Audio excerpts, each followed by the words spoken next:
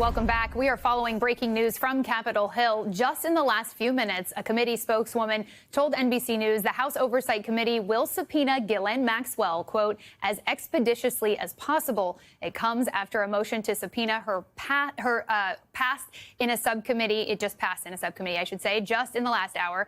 All this happening shortly after Deputy Attorney General Todd Blanche said he's seeking a meeting with Maxwell. Joining us now, Democratic Congressman Robert Garcia from California. He is the ranking member of the House Oversight Committee.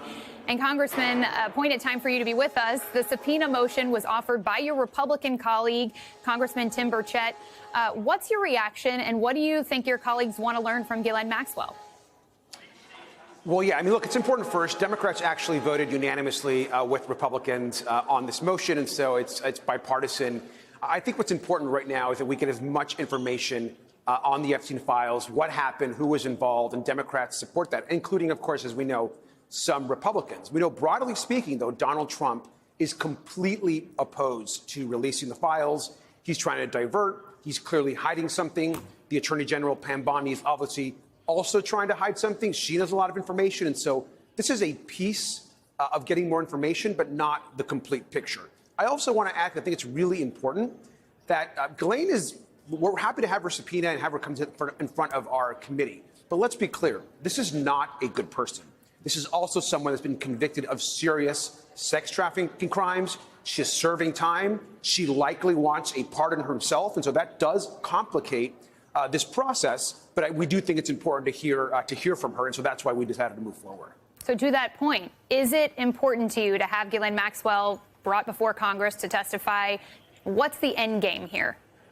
Look, the end game here is we want a complete release of the Epstein files. We want it declassified, and we don't want those files to be protecting anyone, and certainly not the President of the United States. And so that is an important piece of this. But more broadly speaking, we know, as the Attorney General has said, they have the full Epstein files. There are actual written documents. There are videos in those files. There is an enormous amount of information we understand.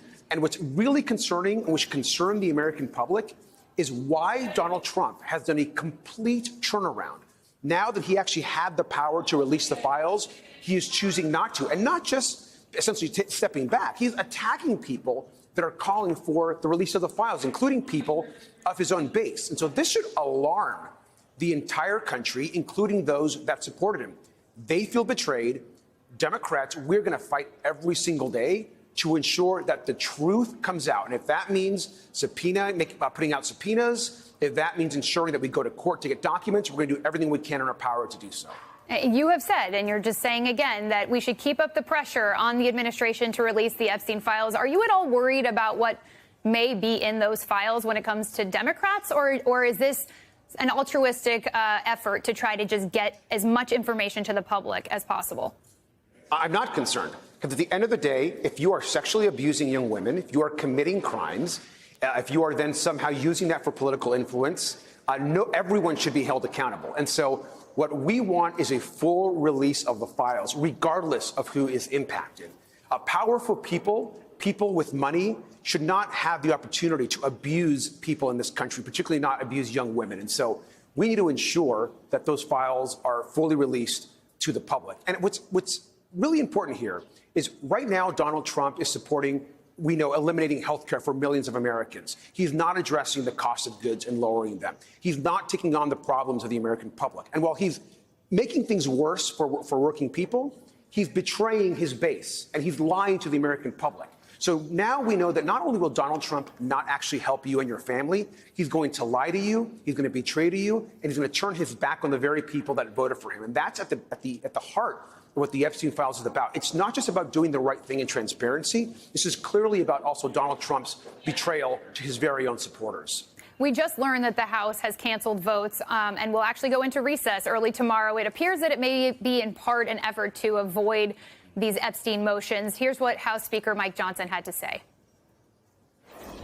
What we refuse to do is participate in another one of the Democrats' political games. This is a serious matter. We are not going to let them use this as a political battering ram. They don't have any moral high ground on this at all. They controlled the Department of Justice for the last 4 years. Has anyone forgotten? They had all these files the entire time. They sat on everything Epstein related for 4 long years while President Biden was in office. So, Congressman, what's your reaction to that? Did Democrats sit on this information? Look, the Epstein file issue, as we know, was their issue. We've always allowed the Department of Justice to do their work. They should be separate, as we know, in many ways from the executive branch. We know now that Donald Trump has essentially inserted himself to all the decisions that the DOJ actually does. And Mike Johnson is cowardly in that response. He literally has cut our session short, where we could be working on how to address the lowering the costs for the American public.